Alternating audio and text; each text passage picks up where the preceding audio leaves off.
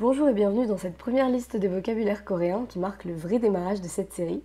On est parti pour 2 mois d'apprentissage, donc au travail, et la première liste va être sur le thème de la présentation, donc se présenter en coréen, des mots un petit peu basiques en fait. Comme c'est la toute première liste de vocabulaire, j'ai décidé d'être gentille et de vous mettre la romanisation, donc la prononciation en alphabet romain des mots.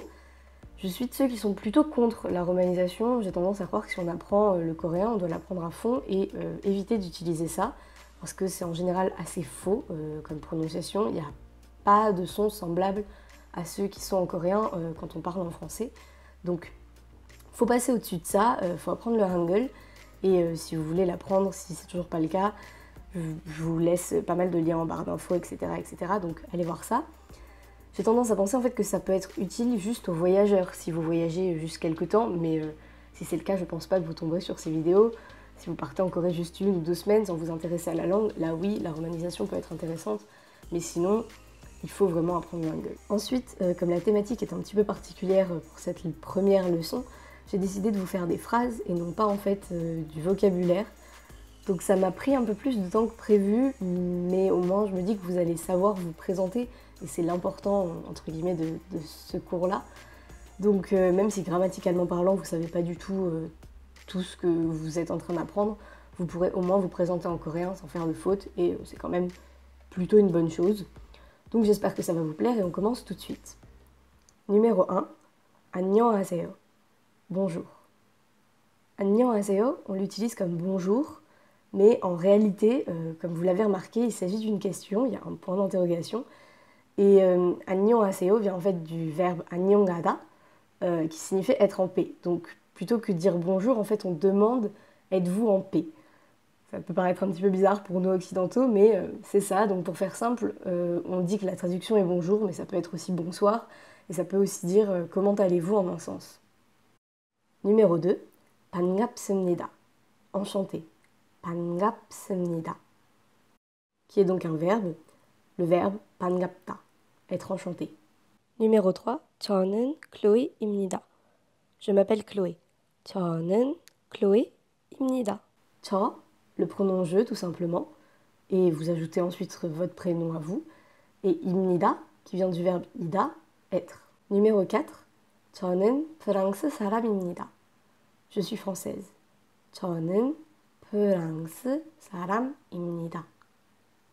On retrouve donc la même formulation que tout à l'heure, sauf qu'à la place du prénom, on a mis 프랑스 사람. Combo de vocabulaire, puisque 프랑스 veut dire France, tout seul, et 사람, personne. Assemblée, on a donc littéralement une personne française, soit un français, une française. Dans les deux cas, garçon ou fille, c'est pareil. Numéro 5, 저는 학생입니다. Je suis lycéenne, étudiante, collégienne. 저는 학생입니다. 학생, c'est plus ou moins élève, donc on peut l'appliquer à absolument tout niveau d'études, lycéen, collégien, étudiant, tout ce que vous voulez.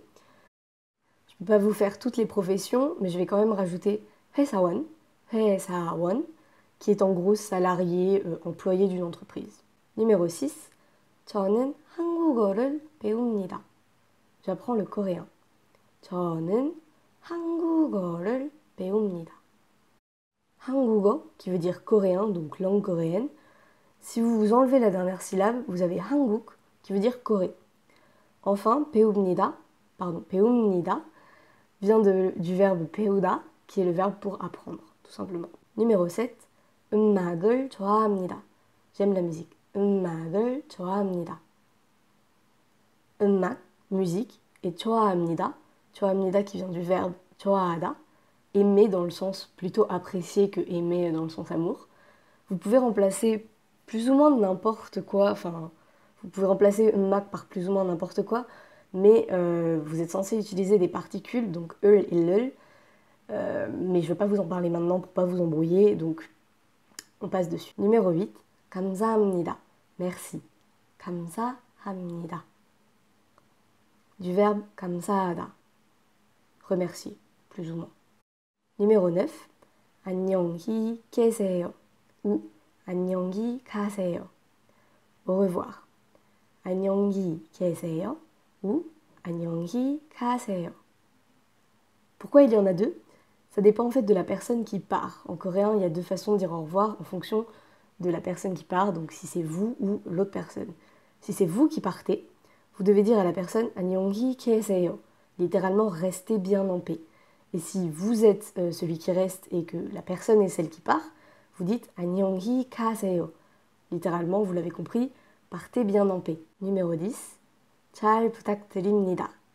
저를 잘 부탁드립니다. Prenez soin de moi. 잘 부탁드립니다. 저를 잘 부탁드립니다. C'est un peu étrange comme expression, je l'avoue, mais je l'aime beaucoup, je ne sais pas trop pourquoi. En gros, il y a plusieurs moyens d'utiliser cette expression, mais le moyen que je vais vous apprendre aujourd'hui, c'est quand vous êtes nouveau quelque part, vous pouvez dire ça. Je ne sais pas vraiment pourquoi, c'est juste mignon, on va dire. Prenez soin de moi, intégrez-moi bien au groupe, entre guillemets. Ça peut être un peu vu comme ça. Vous expliquer, grammaticalement parlant, ce que ça veut dire, c'est un petit peu compliqué, vu que c'est une expression un petit peu plus long. Donc je vous conseille juste de l'apprendre par cœur comme ça, et petit à petit, en progressant en coréen, vous verrez très vite ce que ça veut dire.